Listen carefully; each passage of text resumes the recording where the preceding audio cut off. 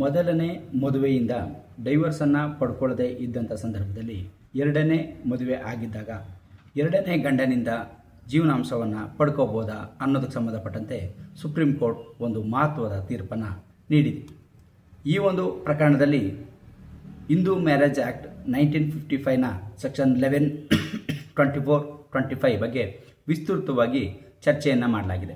So ಹಾಗೆಯೇ ಈ ಒಂದು ಪ್ರಕರಣದಲ್ಲಿ ಈ ಹಿಂದೆ ಮೇಂಟೆನೆನ್ಸನ್ನು ಕೊಡಲಿಕ್ಕೆ ಆಗಲ್ಲ ಅನ್ನೋ ಒಂದು ಪ್ರಕರಣಗಳು ಮತ್ತು ಕೊಡ್ಬೋದು ಅನ್ನೋ ಒಂದು ಪ್ರಕರಣಗಳು ಇವುಗಳ ಬಗ್ಗೆಯೂ ಕೂಡ ವಿಸ್ತೃತವಾಗಿ ಚರ್ಚೆಯನ್ನು ಮಾಡಲಾಗಿದೆ.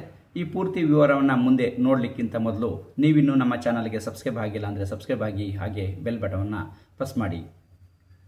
ನಮ್ಮ ಒಂದು ಈ ಚಾನಲ್ನ ಎಲ್ಲ ವಿಡಿಯೋಗಳು ನಿಮಗೆ ಮೊದಲು ತಲುಪುತ್ತೆ.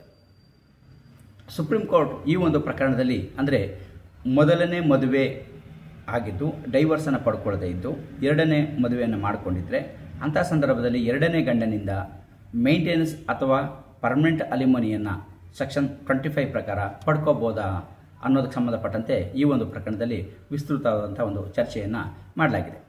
ಸೊ ಇದರಲ್ಲಿ ನೋಡೋದಾದರೆ ಈ ಪ್ರಕರಣದಲ್ಲಿ ಅಂದರೆ ಸುಪ್ರೀಂ ಕೋರ್ಟ್ ಕೆಲವು ಪ್ರಕರಣಗಳನ್ನು ನಮೂದು ಮಾಡಿದೆ. ಸೊ ಇದರಲ್ಲಿ ಮೇಂಟೆನೆನ್ಸನ್ನು ಕೊಡ್ಬೋದು, ಕೊಡಲಿಕ್ಕೆ ಯಾವುದು ಇದು ತೊಂದರೆ ಇಲ್ಲ ಅಂತೇಳಿ ಕೆಲವು ಪ್ರಕರಣಗಳನ್ನು ಚರ್ಚೆಯನ್ನು ಮಾಡಿದೆ. ಅದರಲ್ಲಿ ಚಂದನ್ ಧವನ್ ಆಗಿರ್ಬೋದು, ರಮೇಶ್ ಚಂದ್ ಪ್ರಕರಣ ಆಗಿರ್ಬೋದು, ಈ ಒಂದು ಪ್ರಕರಣಗಳಲ್ಲಿ ಕೊಡ್ಬೋದು ಅಂತ ಹೇಳಿದರೆ, ಇನ್ನು ಕೆಲವೊಂದು ಪ್ರಕರಣಗಳಲ್ಲಿ ಕೊಡ್ಲಿಕ್ಕೆ ಬರಲ್ಲ ಅಂಥೇಳಿ ಯಮುನಾಬಾಯಿ, ಹಬ್ಬಾಯಿ ಆಲಿಯಾ, ನವದೀಪ್ ಕೌರ್ ಈ ಒಂದು ಹಲವು ಪ್ರಕರಣಗಳಲ್ಲಿ ಕೊಡ್ಲಿಕ್ಕೆ ಬರಲ್ಲ ಅನ್ನೋದು ಕೂಡ ಈ ಹಿಂದೆ ಕೆಲವು ತೀರ್ಪುಗಳು ಆಗಿದೆ. ಸೊ ಇವುಗಳನ್ನೆಲ್ಲ ಅನಾಲಿಸನ್ನು ಮಾಡಿ ಸುಪ್ರೀಂ ಕೋರ್ಟ್ ಒಂದು ಮಹತ್ವದ ತೀರ್ಪನ್ನು ಸುಖ್ದೇವ್ ಸಿಂಗ್ ವರ್ಸಸ್ ಸುಖ್ಬೀರ್ ಕೌರ್ ಈ ಒಂದು ಪ್ರಕರಣದಲ್ಲಿ ಪ್ರಕಟಿಸಿದೆ. ಈ ಒಂದು ಪ್ರಕರಣದ ಪೂರ್ತಿ ಜಡ್ಜ್ಮೆಂಟನ್ನು ನೋಡೋದಕ್ಕೆ ಡಿಸ್ಕ್ರಿಪ್ಷನ್ ಬಾಕ್ಸಲ್ಲಿ ಕೊಟ್ಟಿರುವ ಲಿಂಕ್ ಮೇಲೆ ಕ್ಲಿಕ್ ಮಾಡಿ ಪೂರ್ತಿ ಜಡ್ಜ್ಮೆಂಟನ್ನು ಕೂಡ ನೋಡ್ಬೋದಾಗಿರುತ್ತೆ. ಈ ಒಂದು ಪ್ರಕರಣದಲ್ಲಿ ಅಂದರೆ ಮೊದಲನೇ ಮದುವೆ ಏನಾಗಿದೆ ಅದು ಸೆಕ್ಷನ್ 11ರ ಅಡಿಯಲ್ಲಿ ವೈಡ್ ಮ್ಯಾರೇಜ್ ಅಂತ ಆಗಿದ್ರೆ ಅಂಥ ಸಂದರ್ಭದಲ್ಲಿ ಎರಡನೇ ಮದುವೆ ಏನಾಗಿರ್ತಾರೆ. ಸೊ ಆವಾಗ ಅವರು ಮೇಂಟೆನೆನ್ಸನ್ನು CRPC ಸೆಕ್ಷನ್ 125ನಲ್ಲಿ ಮೇಂಟೆನೆನ್ಸನ್ನು ಪಡ್ಕೊಳ್ಳೋಕ್ಕಾಗಲಿ ಅಥವಾ ಹಿಂದೂ ಮ್ಯಾರೇಜ್ ಆ್ಯಕ್ಟ್ನ ಸೆಕ್ಷನ್ನ 25ನ ಅಡಿಯಲ್ಲಿ ಪರ್ಮನೆಂಟ್ ಅಲಿಮನಿಯನ್ನು ಪಡ್ಕೊಳ್ಳೋದಕ್ಕಾಗಲಿ ಅವರು ಅರ್ಹರಾಗಿರ್ತಾರೆ ಅಂಥೇಳಿ ಈ ಒಂದು ಪ್ರಕರಣದಲ್ಲಿ ಹೇಳಲಾಗಿದೆ.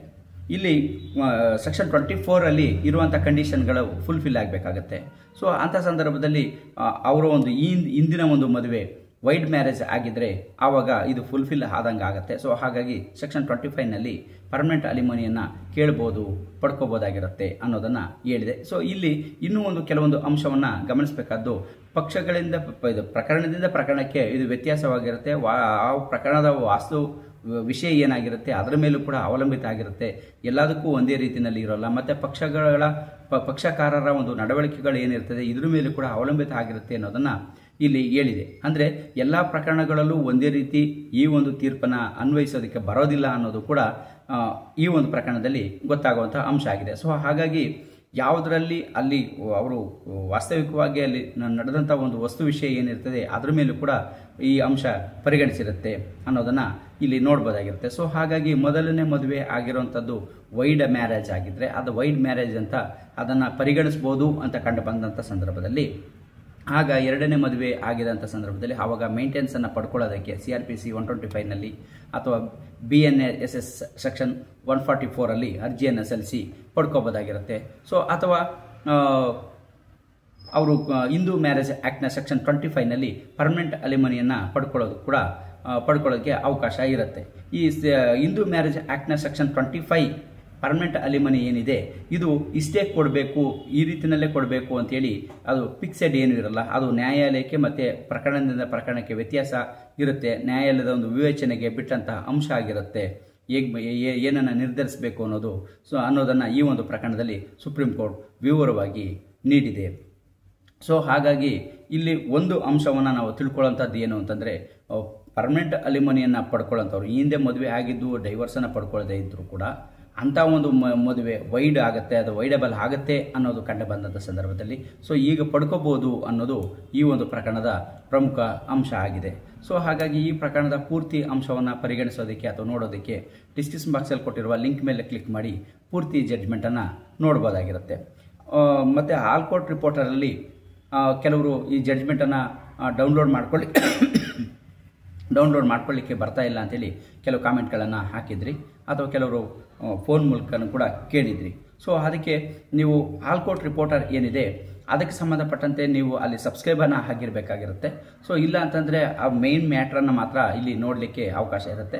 ನೀವು ಅದನ್ನು ಪ್ರಿಂಟನ್ನು ತೊಗೋಬೇಕು ಅಂತ ಅನ್ನೋದಾದರೆ ಅದಕ್ಕೆ ಸಬ್ಸ್ಕ್ರೈಬನ್ನು ಪಡ್ಕೋಬೇಕಾಗಿರುತ್ತೆ. ಸೊ ಅದಕ್ಕೆ ಸಂಬಂಧಪಟ್ಟಂತೆ ಆಲ್ ಕೋರ್ಟ್ ರಿಪೋರ್ಟರ್ನ ಯಾರನ್ನ ಕಾಂಟ್ಯಾಕ್ಟ್ ಮಾಡಬೇಕು ಅನ್ನೋದು ಕೂಡ ಇಲ್ಲಿ ಕೆಲವರು ಕೇಳಿದ್ದಾರೆ. ಸೊ ಹಾಗಾಗಿ ಅದನ್ನು ಸಬ್ಸ್ಕ್ರೈಬನ್ನು ಪಡ್ಕೊಳ್ಳೋದಕ್ಕೆ ಕೆಳಗಡೆ ಡಿಸ್ಕ್ರಿಪ್ಷನ್ ಬಾಕ್ಸಲ್ಲಿ ಆ ಒಂದು ಲಿಂಕನ್ನು ಕೂಡ ಕೊಟ್ಟಿದ್ದೀನಿ. ಆ ಲಿಂಕ್ ಮೇಲೆ ಅದಕ್ಕೆ ಕಾಂಟ್ಯಾಕ್ಟ್ ಡೀಟೇಲ್ಸ್ ಮತ್ತು ವಾಟ್ಸಪ್ ನಂಬರನ್ನು ಕೂಡ ಕೊಟ್ಟಿದ್ದೀನಿ. ಆ 2 ನಂಬರಲ್ಲಿ ಯಾವುದಕ್ಕಾದ್ರೂ ಕಾಲ್ ಮಾಡಿ ನೀವು ಅವರನ್ನು ಕಾಂಟ್ಯಾಕ್ಟ್ ಮಾಡಿ ಆಲ್ ಕೋರ್ಟ್ ರಿಪೋರ್ಟರ್ಗೆ ಸಬ್ಸ್ಕ್ರೈಬನ್ನು ಪಡ್ಕೋಬೋದು. ಈಗ ಆಲ್ ಕೋರ್ಟ್ ರಿಪೋರ್ಟರ್ನ ವಾರ್ಷಿಕ ಚಂದಾದಾರಿಕೆ 999 ಇದೆ. ಸೊ ನಮ್ಮ ಒಂದು ಲಿಂಕ್ ಇದರಲ್ಲಿ ಅವರು ಕಾಂಟ್ಯಾಕ್ಟನ್ನು ಮಾಡೋದ್ರಿಂದ 20% ಡಿಸ್ಕೌಂಟನ್ನು ಕೊಡ್ತಾರೆ ಅನ್ನೋ ಒಂದು ಮಾಹಿತಿಯನ್ನು ನೀಡಿದ್ದಾರೆ. ಸೊ ಹಾಗಾಗಿ ಆ ಒಂದು ಲಿಂಕನ್ನು ಡಿಸ್ಕ್ರಿಪ್ಷನ್ ಬಾಕ್ಸಲ್ಲಿ ಕೊಟ್ಟಿದ್ದೀನಿ. ಆಲ್ ಕೋರ್ಟ್ ರಿಪೋರ್ಟರ್ಗೆ ಸಬ್ಸ್ಕ್ರೈಬ್ ಆಗುವಂಥವರು ಆ ಲಿಂಕ್ ಮೇಲೆ ಕಾಂಟ್ಯಾಕ್ಟ್ ಮಾಡಿ ಅವರನ್ನು ನೇರವಾಗಿ ಆ ಒಂದು 20% ಡಿಸ್ಕೌಂಟನ್ನು ಪಡ್ಕೊಂಡು ನೀವು ಫರ್ ಇಯರಿಗೆ ಸಬ್ಸ್ಕ್ರೈಬನ್ನು ಪಡ್ಕೋಬೋದಾಗಿರುತ್ತೆ.